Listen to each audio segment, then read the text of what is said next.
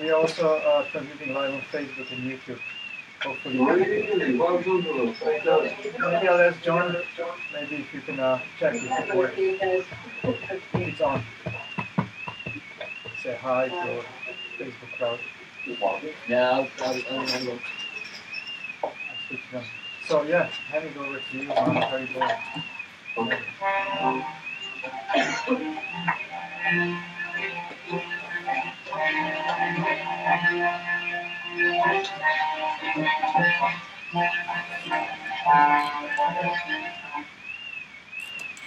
Gamam Vishwaram Sakti Anam Rasa Dalam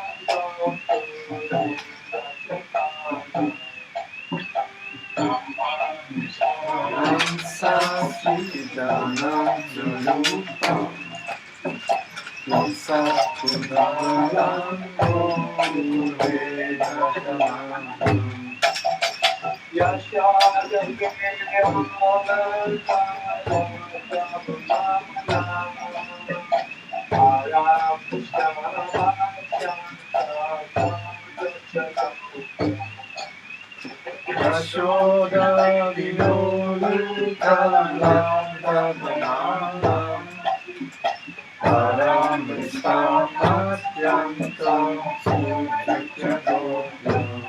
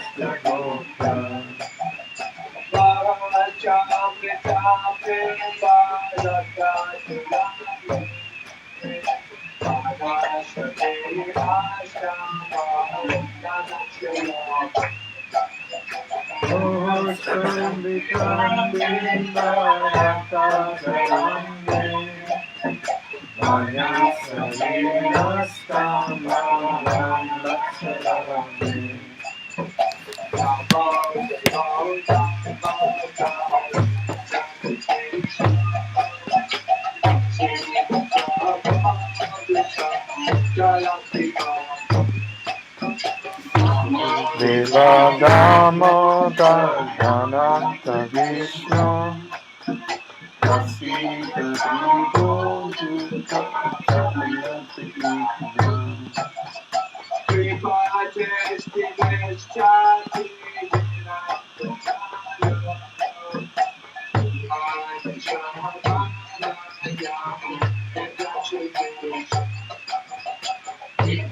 Vishti Vishyati Vinatatayo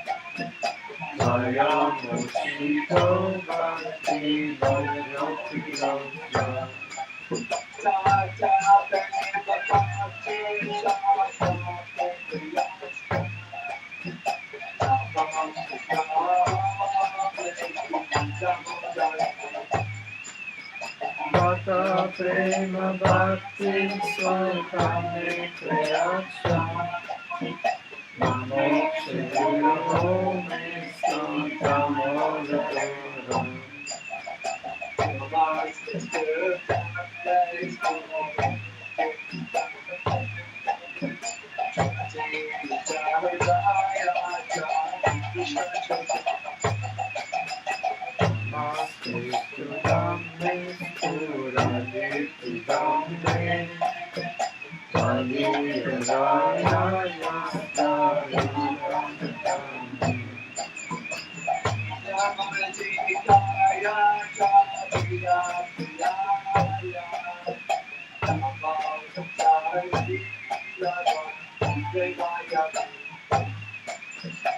Namo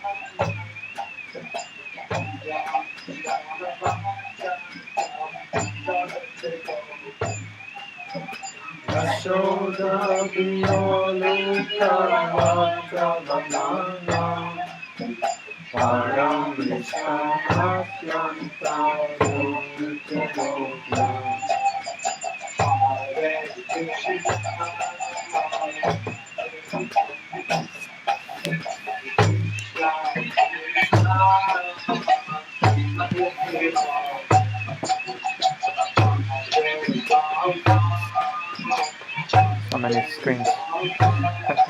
Wow.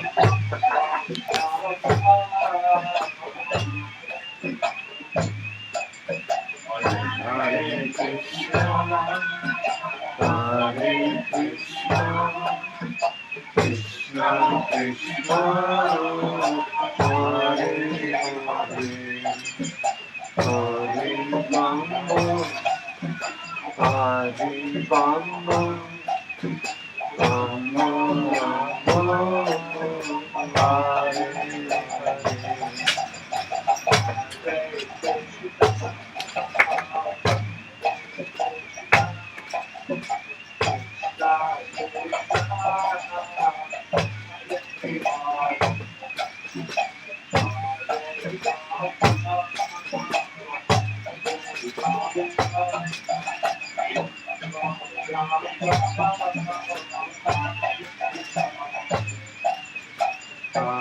Krishna, Hare Krishna, Krishna Krishna, Hare Hare, Hare Rama, Hare Rama, Rama Rama, Hare Hare.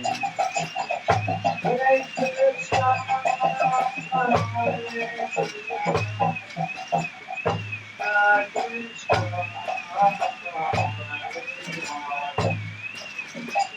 Hare Rama, Hare Rama, Rama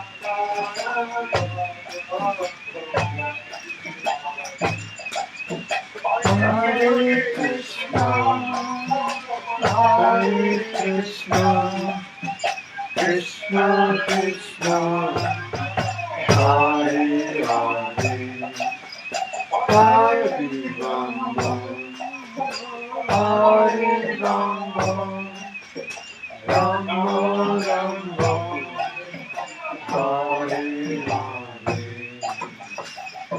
Hare Krishna, Hare Krishna,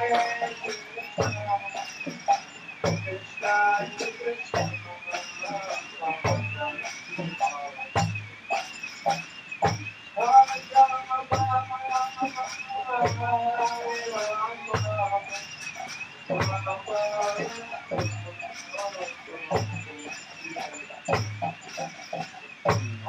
Krishna, Hare Krishna, Krishna Krishna,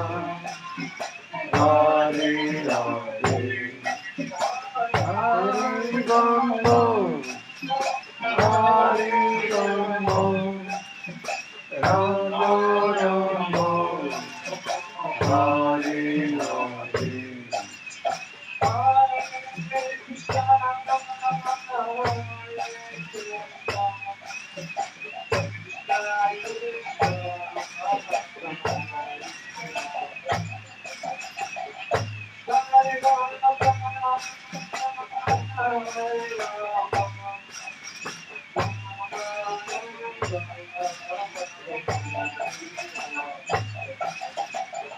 Hare Krishna, Hare Krishna, Krishna Krishna, Hare Hare, Hare Rama, Hare Rama,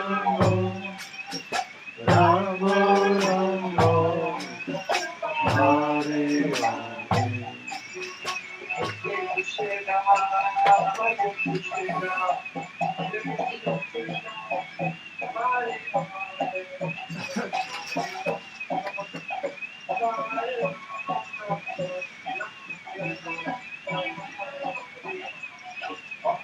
Hare Krishna, Hare Krishna, Krishna Krishna, Hare Hare, Hare Rama, Hare Rama, Rama Rama, Hare Hare. You like together? You like together?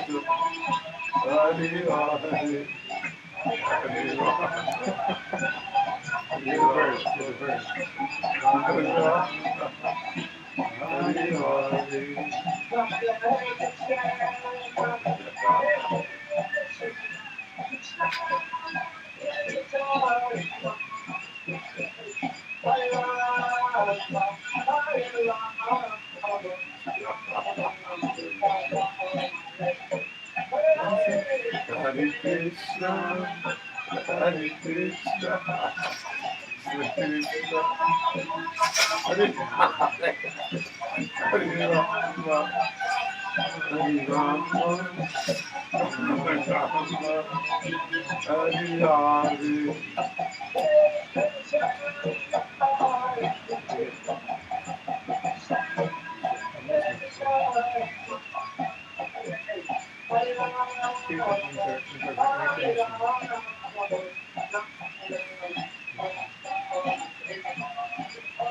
Hare Krishna, Hare Krishna, Krishna Krishna, Hare Hare, Hare Rama, Hare Rama, Rama Rama, Hare Hare.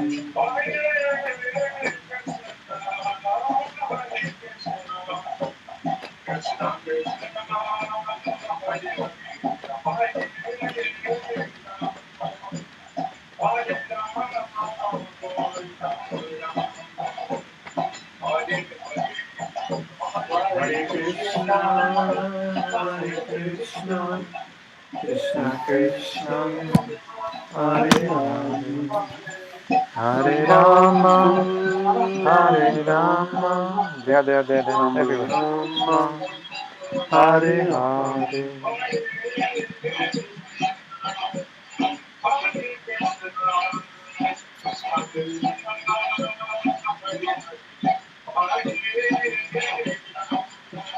At least I am with you.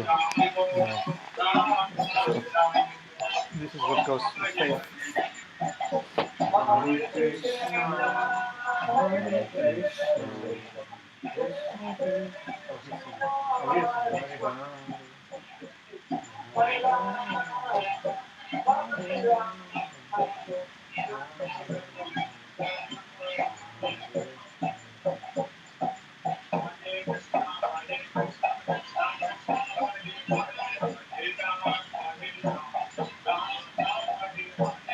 Hare Krishna, Krishna Krishna, Hare Hare, Hare Rama, Hare Rama, Rama Rama, Hare Hare.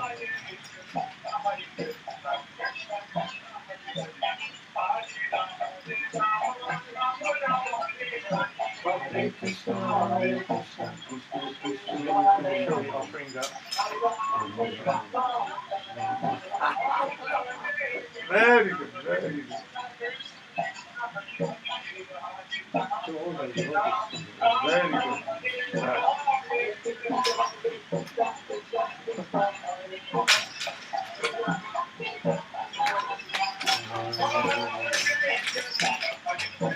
To the monasteries.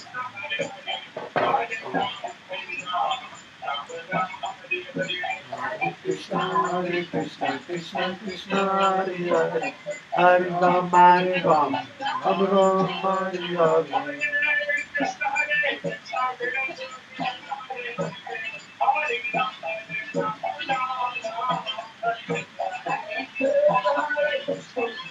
Krishna, Hare Hare, Hare Rama, Hare Rama.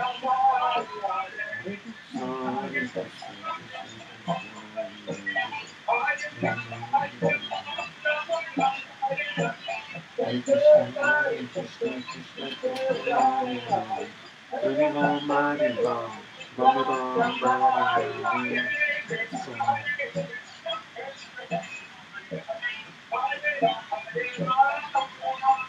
Have to be upstairs just in case they come. Yeah, they say they come between around.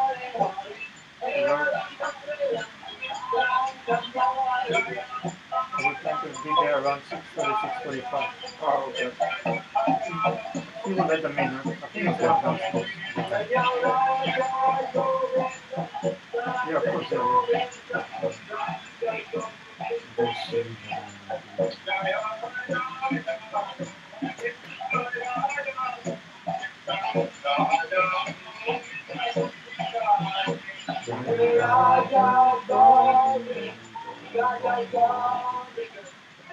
Govinda Sri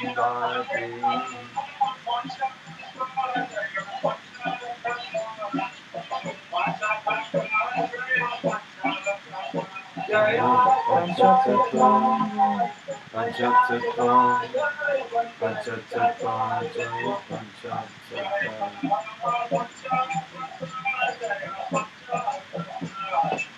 Panchatattva,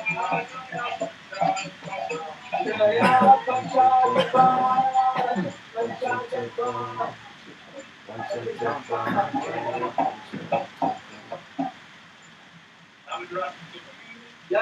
Jai.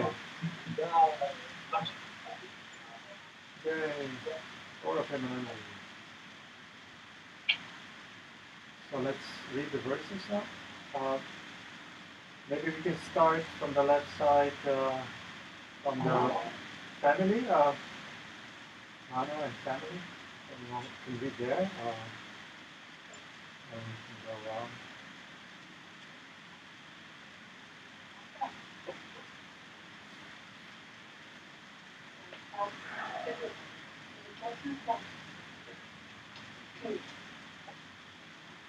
To the Supreme Lord, whose form is the embodiment of eternal existence, knowledge, and bliss. His sharp-shaped earrings are swinging to and fro, who is beautifully shining in the divine realm of Goku, who due to the offense for breaking the pot of yogurt that his mother was churning into butter, and then stealing the butter that was kept hanging from the swing, was quickly running from the wooden grinding mortar carefully shoulder, but who was been caught from behind by her, who ran after him with great speed. To that Supreme Lord Sri Damodar, I offer my humble obeisance. Seeing the whipping stick in his mother's hand, he is crying and rubbing his eyes again and again with his two lotus hands. His eyes are filled with fear, and the necklace and pearls around his neck, which is marked with 3 lines of the conch shell, is shaking because of his quick breathing due to crying. To this Supreme Lord Sri Damodar, whose belly is bound not with ropes but with his mother's pure love, I offer my humble obeisance. By such childhood pastimes as this, he is drowning the inhabitants of Gokula in pools of ecstasy, and is revealing to those devotees who are absorbed in knowledge of his supreme majesty and opulence that he is only conquered by devotees whose pure love is imbued with intimacy and is free from all conceptions of awe and reverence. With great love, I again offer my obeisances to Lord Damodar hundreds and hundreds of times. Next.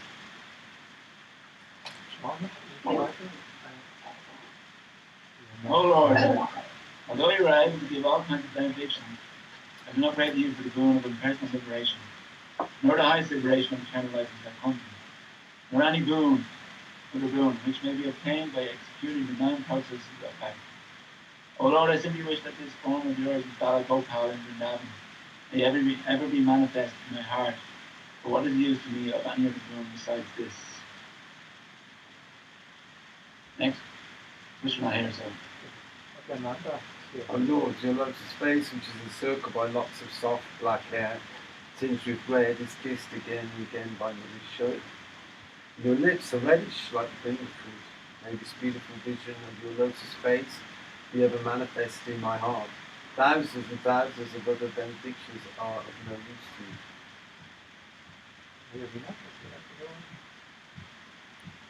This Supreme Lord said, I offer my obeisances unto you, O Damodara, O Ananta, O Vishnu, O Master, O my Lord, by showing your grandson mercy upon me.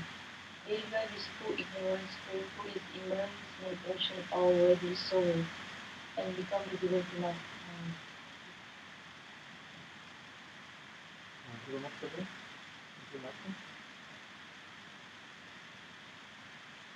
Yeah. O Lord Damodara, just as the 2 sons of Kudera, Mandriva, and Nakul Kudera, were delivered from the quest of Narada and made into great devotees by you in your form, the baby tied the rope to wooden grinding mortar. And please give me your own remembrance. I only long and have no desire for any kind of liberation. From New Zealand. So next year, Lalita, would you like to go ahead? O Lord Damodar, I first of all offer my obeisances to the brilliantly effulgent robe which binds your belly. I then offer my obeisances to your belly, which is the Lord of the entire universe. I humbly bow down to your most beloved Srimati Radharani, and I offer all obeisances to you, the Supreme Lord. who displays unlimited pastime. Yeah. Put on the screen and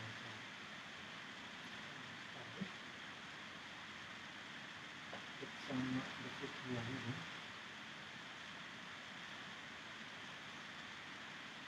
Pastime of Ganga as restored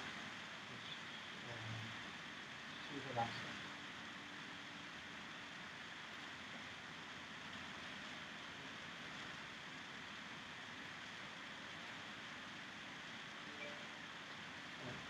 I didn't remember where we left off yesterday.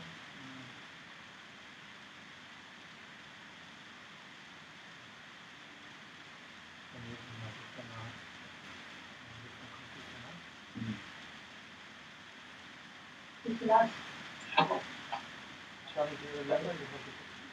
No, I was following on the screen yesterday. I'll check here quickly. Sorry for that. We read chapter 6, the attempted by Krishna. We finished. You were on about 186, 187 as far as I can remember. I think we're somewhere here, right? 180. Yeah, we that second page we read 87. I'm pretty sure. Yeah, there was Netra was reading this. Yeah. This Sanskrit. So maybe it's that 188 you have there. I guess, but it starts with him, so I don't know where we ended. Yeah, Sure, maybe we can just. We'll just start from on top, right? Maybe we on top of 87. Well, yeah, just skipping the Sanskrit, just start. One should not try to Yeah, understand. because remember we did this chapter. One should not try to understand by logic that which is inconceivable. That object which is beyond material nature is called inconceivable. Let us recall that Mother Yashoda looked into the mouth of a medium-sized boy and saw within him the infinite universe, and she also saw his divine form. Now I ask all of you, O wise ones, what size was the Lord that she saw? Again, the demigods laughed and wondered. Some said infinitesimal, while others said infinite, and still others said inconceivable, and so it went on. Let us be honest, the Lord is far beyond our ability to understand him. Not only did Yashoda see the Lord as being infinite within this medium-sized mouth, but according to our Creator Brahma, Lord Krishna exists in his fullness with all potencies in every infinitesimal atom. Can any of us comprehend that? Someone asked. The universe, along with each and every one of us, is present in every atom. Yes, and again we are present with Lord Krishna in each of the atoms, within each universe, within every atom, and so on ad infinitum. Inconceivable, said the demigods and laughed.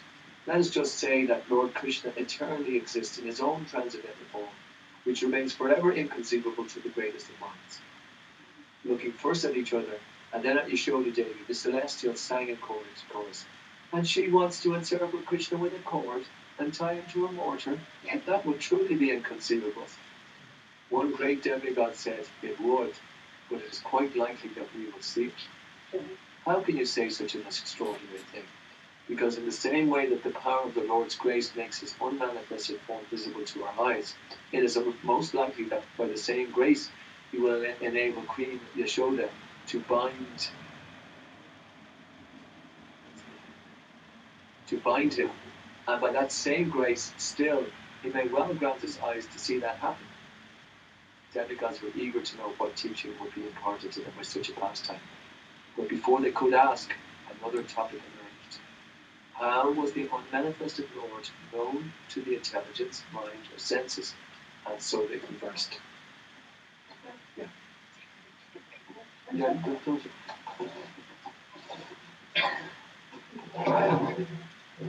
The Lord is adhokshaja, transcendental to knowledge gained by senses gross and subtle, so he can only be seen by his special grace.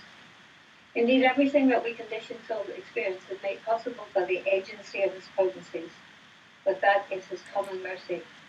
Yes, beyond this material nature lies his eternal spiritual nature, which is unmanifest, avyaktam, to even those who have his common mercy. It therefore requires a special mercy to see him in his original transcendental form. The demigod who hinted earlier that they may see Damodar Lila now continues. Behold that beautiful child, possessed of a human life form, Marjalingam. That is the original form of Godhead. The fact that we see him indicates that we are recipients of some degree of special mercy. Is that why you suggested that we may be privileged to see his pastime? Yes, but our privilege does not match that of Queen Yashoda, who truly thinks that he is an ordinary child. Why is that? Because our qualification to see him is a consequence of our service, whereas her qualifications to see him is a consequence of her love. Service gives us the privilege of knowing his majesty, while love gives her the privilege of knowing his sweetness. Is the superiority or of spontaneous love over regulated service the lesson to be learned from this pastime? Yes, that is it. May the Lord instruct us in that way, in the way that he has planned. Agreeing to this conclusion, the demigods became silent and turned their attention to Mother Yashoda and her son. What would she do? They hoped that they could see. Yashoda Devi was intent on finding her son. Nevertheless, she could not but feel compassion for him, and as always, she could not but be absorbed in thinking of him. Gazing at his human life form, she thought, how has the Creator fashioned such an excellent form, with limbs of unmatched softness, beauty, and sweetness? Although he appeared to be crushed by a cart when he was a baby, by the grace of the Lord my son was saved. Now I will bind the same child with a rope. May Lord Narayan forgive me for any transgression. Treating him in a way that a mother treats an ordinary child, Yashoda said about binding Krishna. But she was no ordinary mother, and he was no ordinary child. He was Atotsaja, the one who was beyond all sense perception, who, by submitting to the overwhelming influence of Yashoda's love, became further known as a Vyakta, the one who concealed inconceivable powers to appear like a human being. And while Krishna would agree to subordinate himself to Yashoda, he would not do so without resistance. Do you think he could be so easily humiliated? Mother, do you think it's right that you punish me like this? If you were someone else's son, I would not, but since you are my responsibility, I cannot neglect your education. If I do, then who would teach you right from wrong? Krishna had an answer for that argument.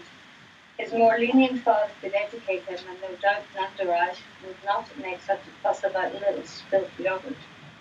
Thinking better of voicing his thought, Krishna said, but does my mischief warrant such severe punishment? Dear son, this morning you were more than mischievous. What was I? You were offensive and upbraiding. Krishna was offended. An offender? Yes, and so your punishment must be appropriate to your offense. And so it was time for Krishna to be tethered to the mortar.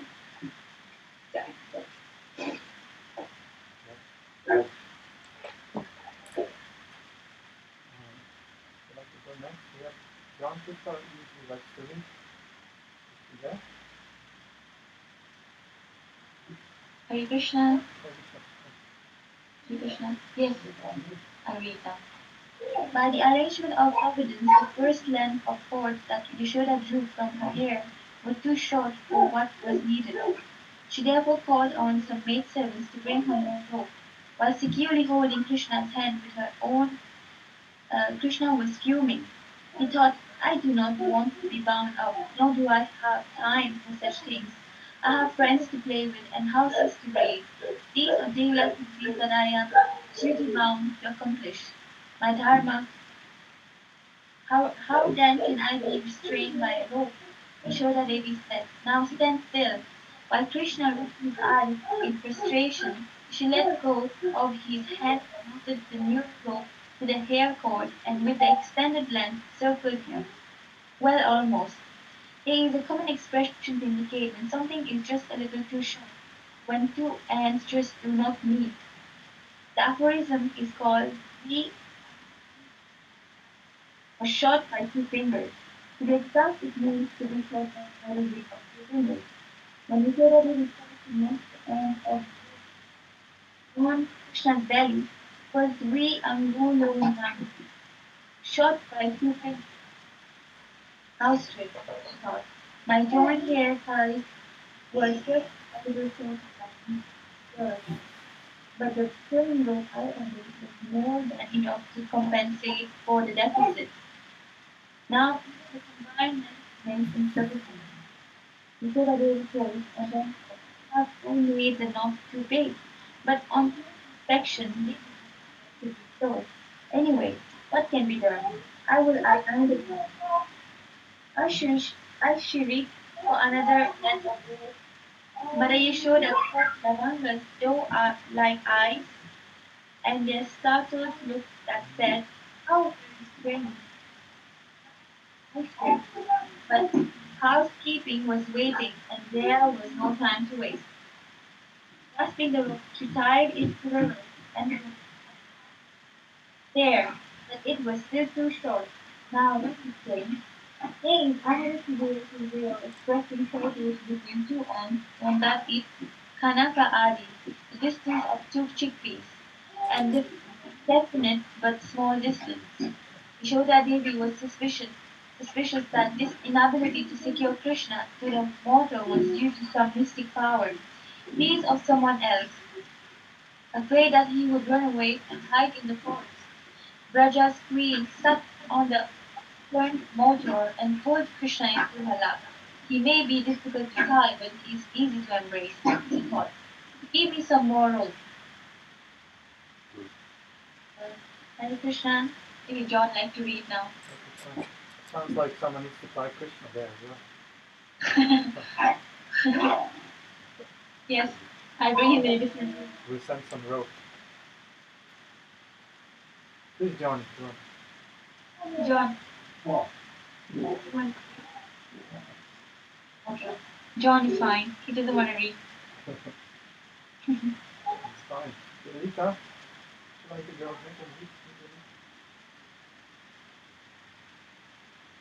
Give me some more rope. That's where we stop. Yes. Okay. Yashoda Devi's arguments with Krishna had attracted an increasing number of village ladies and children into the courtyard. Now the puzzle of the untiable ropes drew the Vrajavasis into a human ring around their queen and her son. They whispered amongst each other, and the brave ones spoke to Yashoda. "O queen, what is this game we are playing?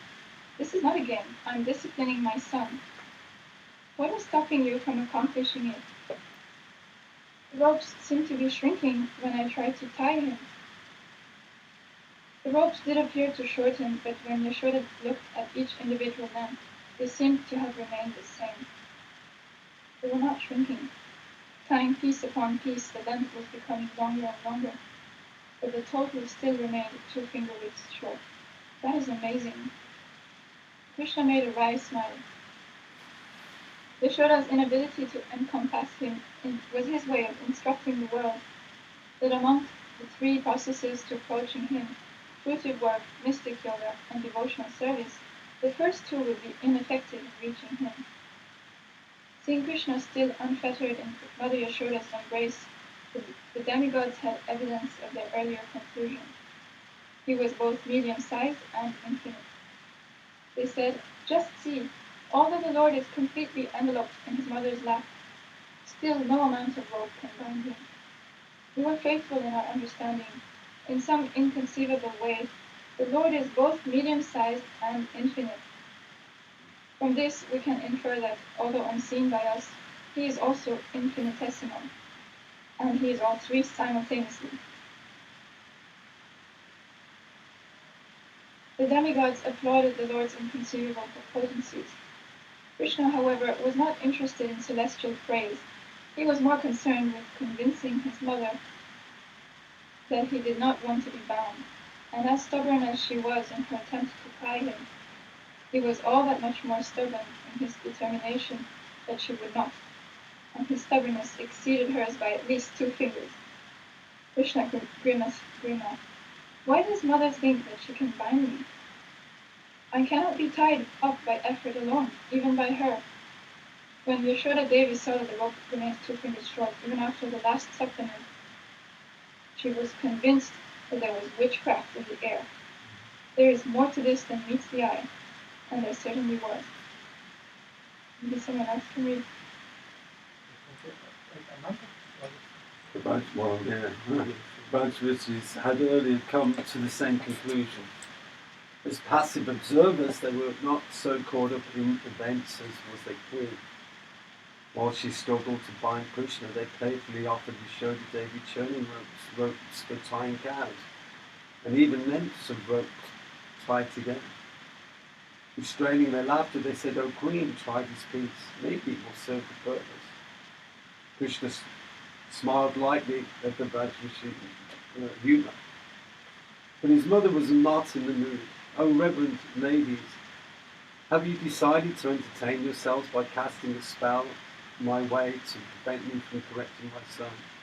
The ladies laughed openly. "Oh, Queen of Raj, we've already warned you that this boy's power to deceive others is evolved, so evolved that he shames the legendary Kapalika thieves.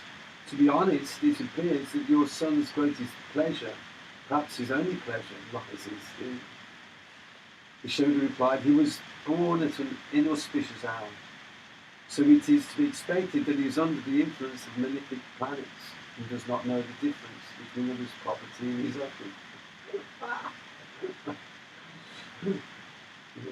That may be, but what has that to do with our being sorceresses? Yashoda continued, "I will tell you, this shortness in the robe may be the result of some black magic that you ladies possess. You criticize his thievery to make me think that you're against him, but actually you are against me and favour him with your magic. Shame."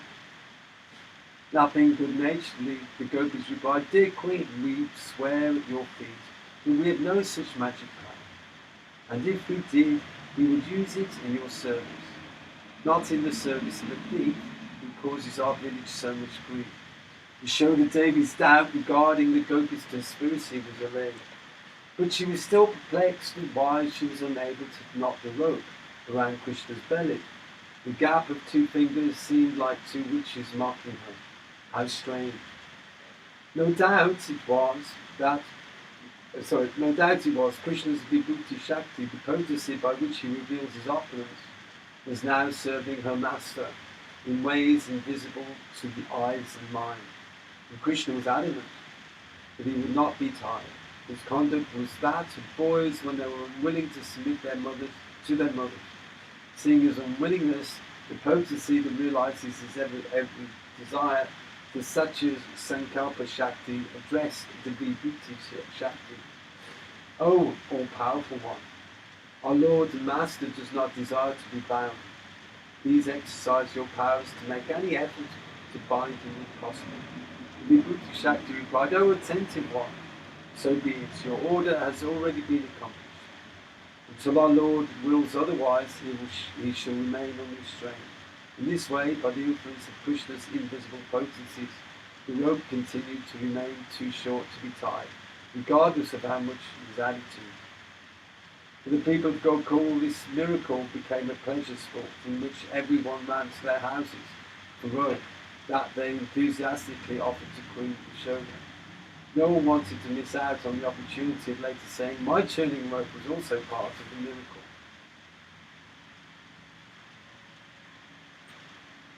And Yashoda kept adding new lengths of rope, hoping that each would be the one to tie Krishna's belly. While she knotted the new piece, silence reigned. When again the rope was too short, a chorus of gasps filled the air. When she added the next piece of rope, again everyone hushed. And so it went on. Every rope was intact in its original length, but the aggregate shrank to the same dirt. Whenever it was time for a new length of rope, the gopis would call out, "Take mine, take mine." With so many churning ropes dangling around her, Yashoda Devi looked like a goddess at the foot of the banyan tree. "This rope is enchanted and will serve your purpose. Please take it." No, take my rope. It cannot be influenced by Krishna's magic."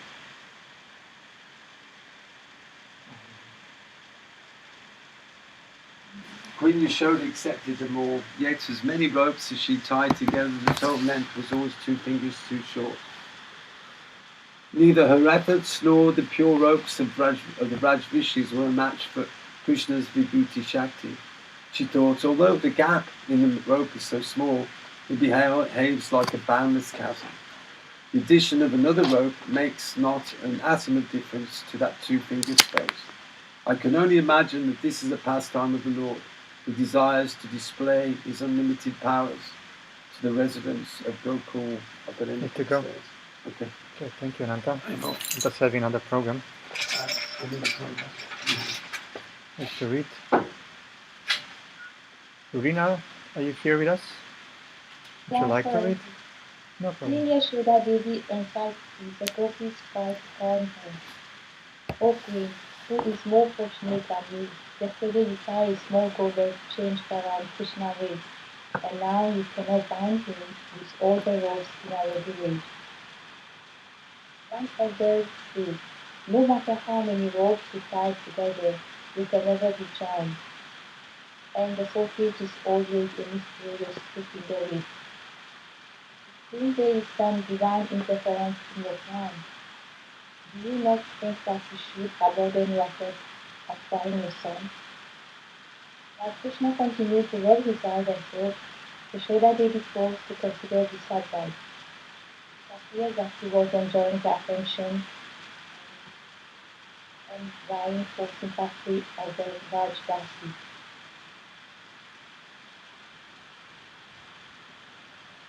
Whatever the mystery may be, it is my duty to discipline him, she thought. He finally said, she said, bring more rope. Had emptied your pallets of every kind of rope. Hearing this, Krishna was momentarily light-hearted. Perhaps his ordeal is now over, but it was not to be. Turning to the villagers, Yashoda said, bring all the rope from your houses. I will bind this boy even if I have to collect all the rope in Gokula. Joyfully accepted this order and their heads. They were blissfully eager to participate in and witness Krishna's incomparable pastime. Gather all the available rope, some ladies took home while others sang their songs. For churning, the rope for tying legs, and the rope for tethering notices. They brought them all. The villagers saw the movement of the Rajavasi in the way that humans see ants swarming around an ant hill. They wondered, and they were amused. After finding the southern wind, Yashoda Devi cringed under. She brisked all the ropes handed to her and tried to bind the son. All to no avail. Obviously, to whatever powers was causing disorder, the 12 eyes housewives of Gokula loved fighting, taking a special bliss in their house. The ropes seemed to have a life of their own. Sometimes they were all visible and sometimes unseen. Truly mysterious, thought the king. So much rope has been added, and yet I see nothing but the still cold from my own hair. Cold. Yashoda Devi's determination was the expression of her love. The feeling can be said of her anger, of her sense of obligation to discipline people. Indeed, her entire being was a manifestation of maternal love. Accepted her chastisement as it were a caress, but he did wish that it was over. Rubbing away a cascade of tears, Krishna pleaded in a voice short of his word, my dear mother, I told you. No, sorry. There you go. That the Supreme Lord arranged for my devastation of the churn and storeroom. Did he wanted to punish me? Who am without fault? See that the same Lord is performing this miracle to protect me from your injustice?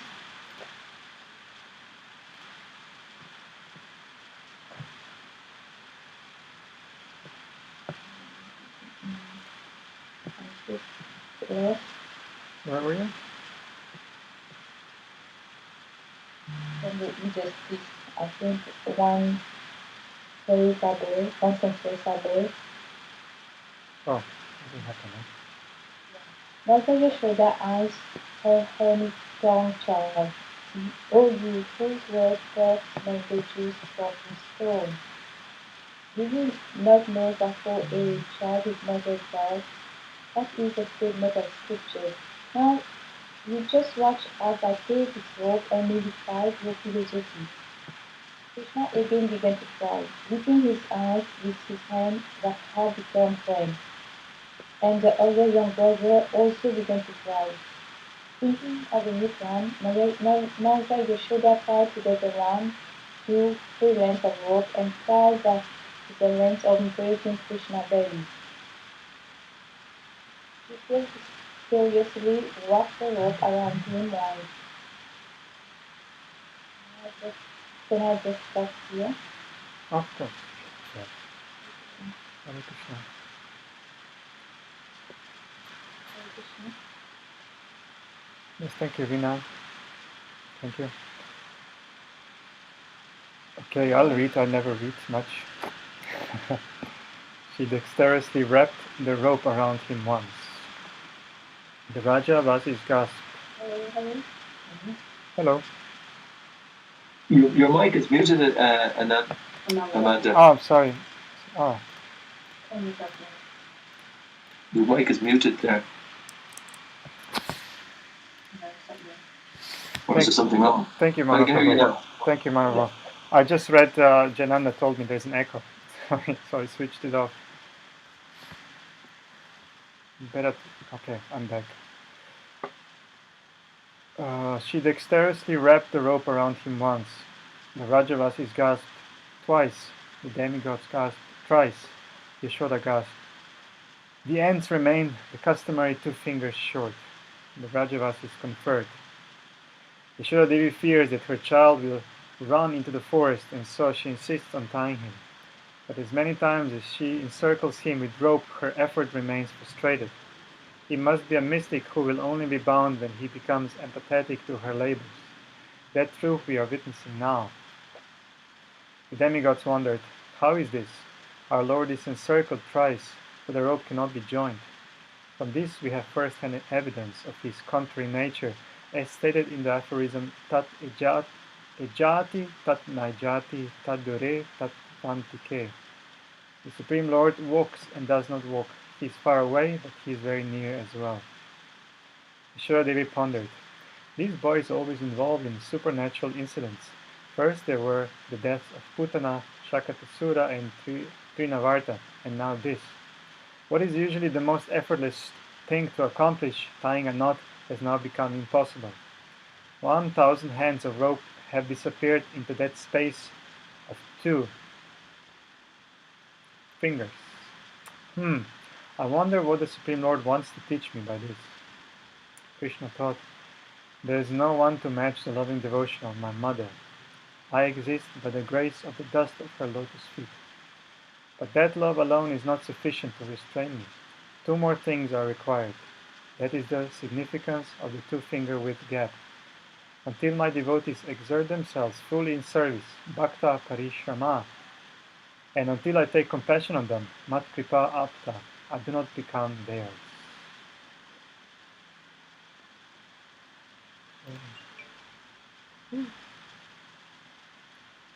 Okay, we finish this chapter.